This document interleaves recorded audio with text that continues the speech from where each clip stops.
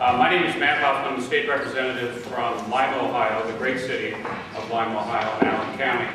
And I want to thank everybody for coming here today.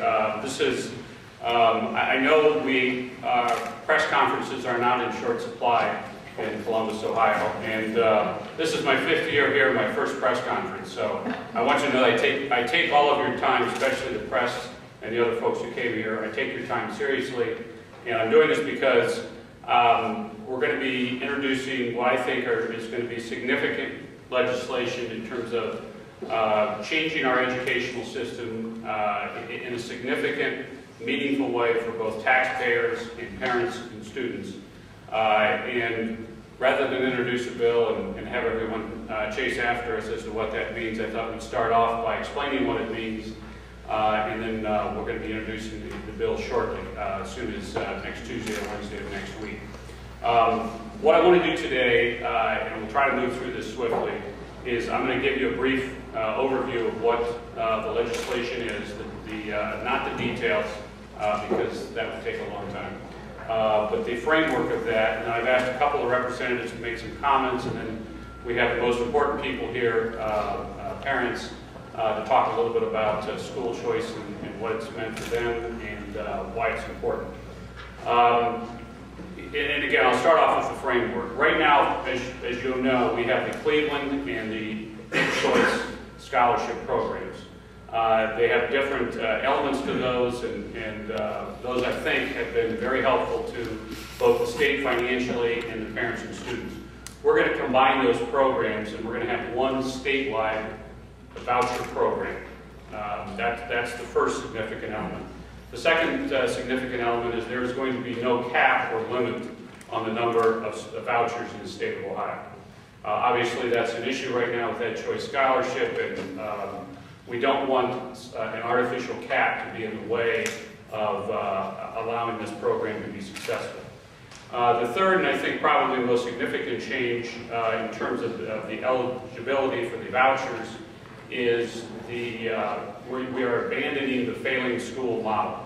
And there's a number of reasons for that. I think the most significant thing about this is I think it's really divisive for the educational community in Ohioans to talk about this school district not doing well, or failing schools, or the teachers aren't doing well. We all know that when students don't do well, it's for a variety of reasons, and not necessarily because of the location of their house, or all of the other reasons that may be pointed out. We know also that as a practical matter, this isn't a situation where at the time fiscally the state can extend these vouchers necessarily to everyone.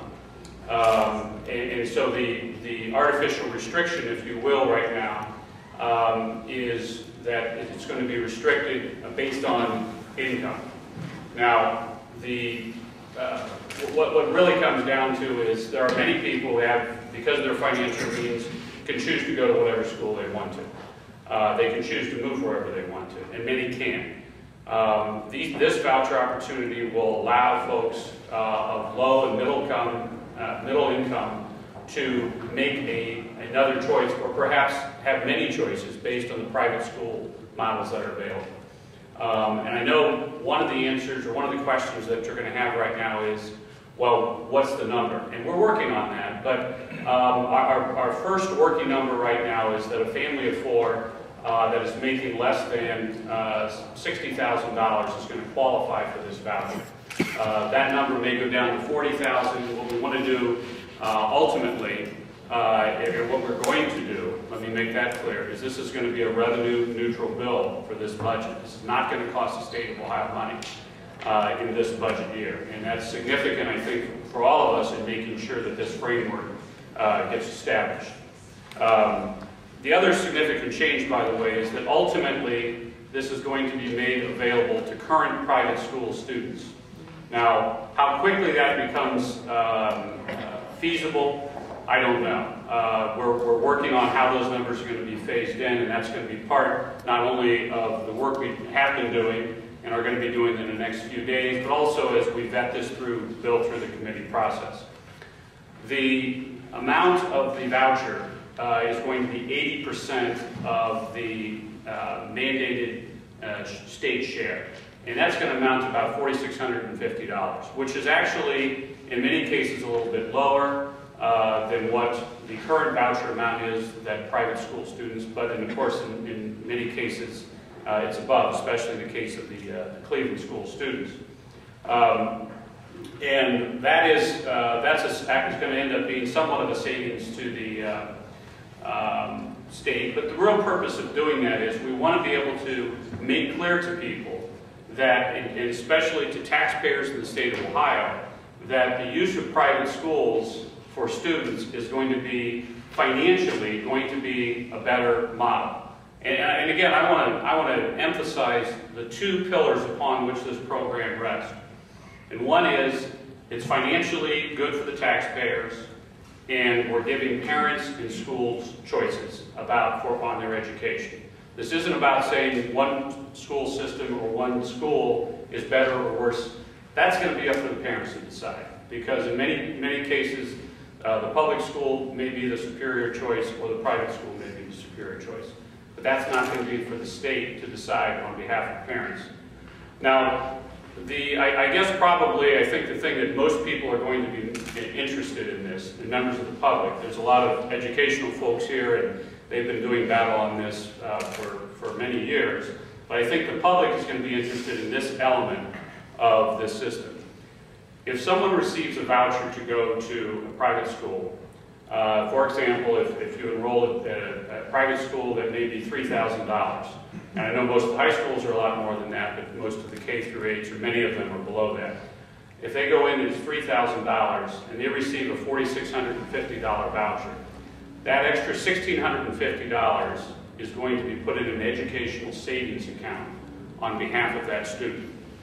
And that student is going to have that account in their name, and through the years, if they're able to save money by year to year, that money will accumulate, and ultimately that student or parent can use that money not only for high school, which may be more expensive, but ultimately for post-secondary education at an Ohio institution.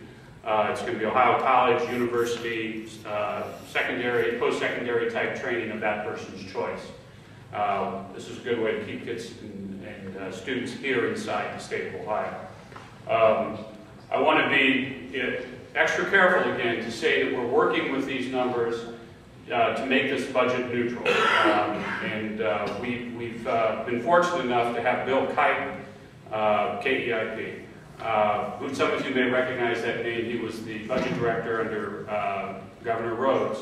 We've been working with him in his knowledge of not only the budget but the educational system in order to make this again a budget neutral event.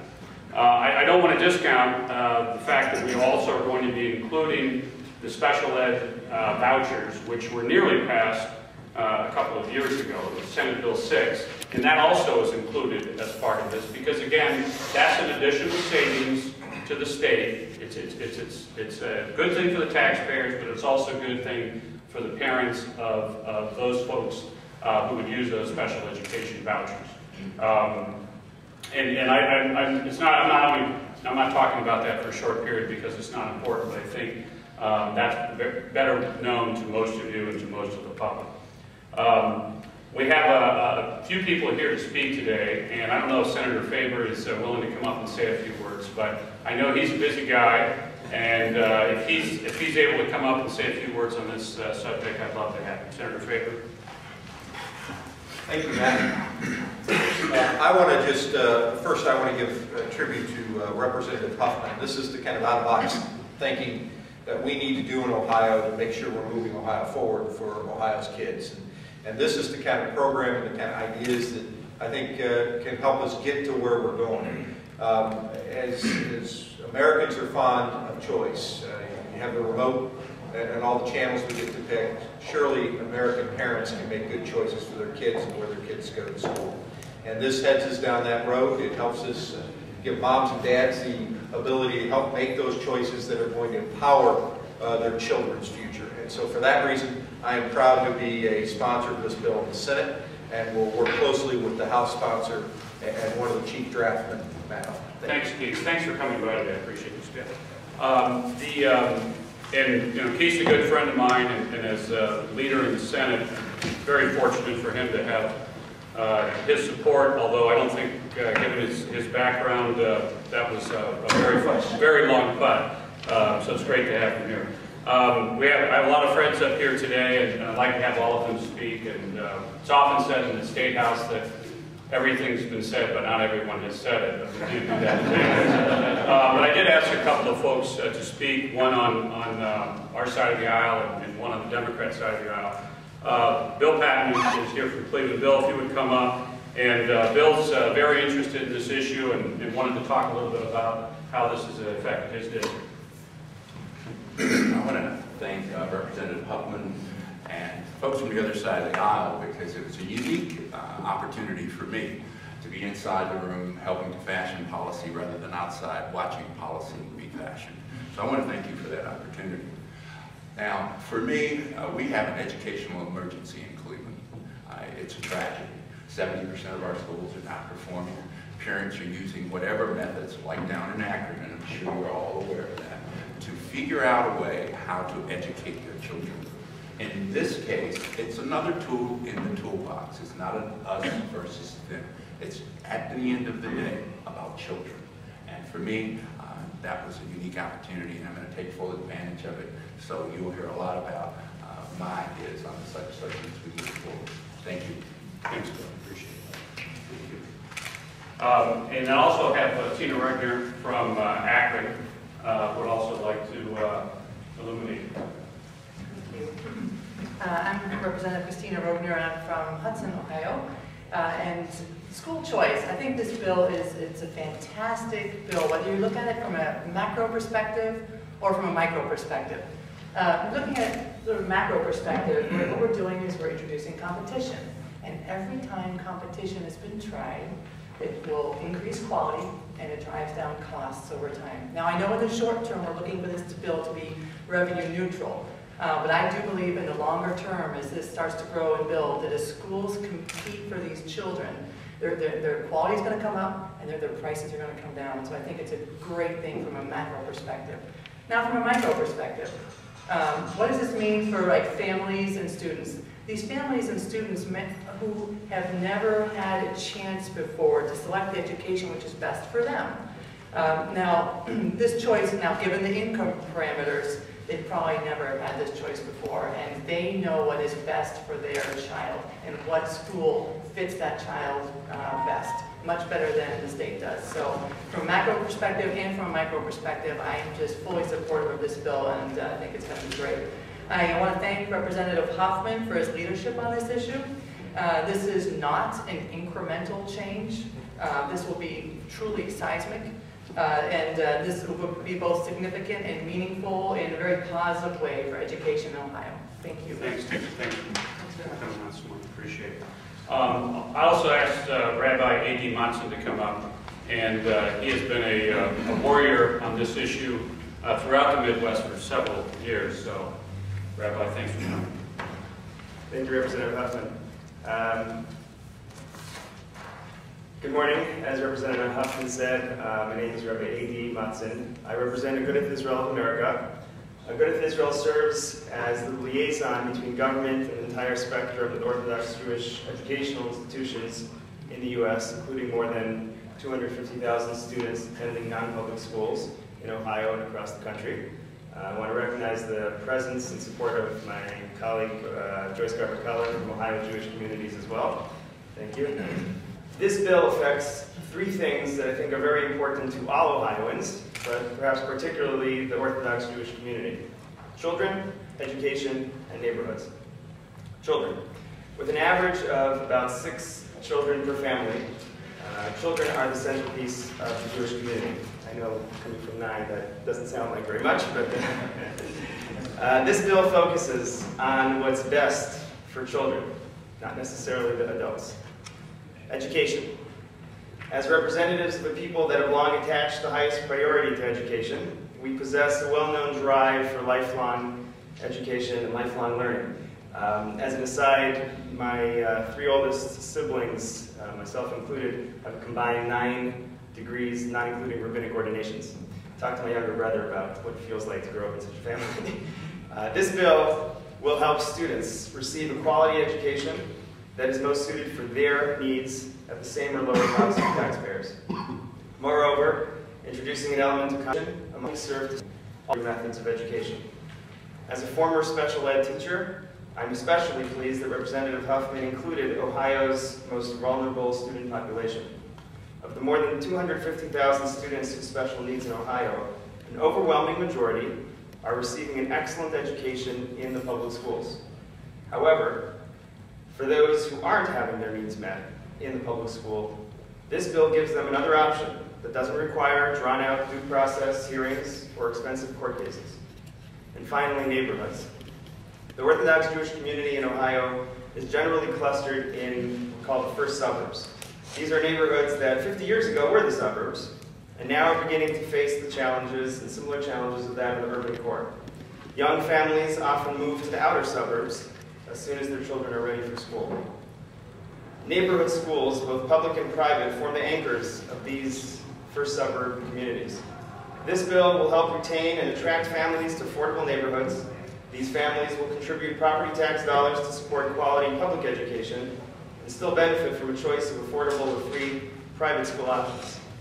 My community is 100% behind this bill's objectives, and we look forward to seeing the bill and seeing it signed into law. Thank you. Thanks very much. Appreciate that. And I should mention that we've been meeting with a series of stakeholder groups in this. We actually started in first part of December to gather ideas from the private school community about what would work, what wouldn't work, what's obtainable, what's not obtainable.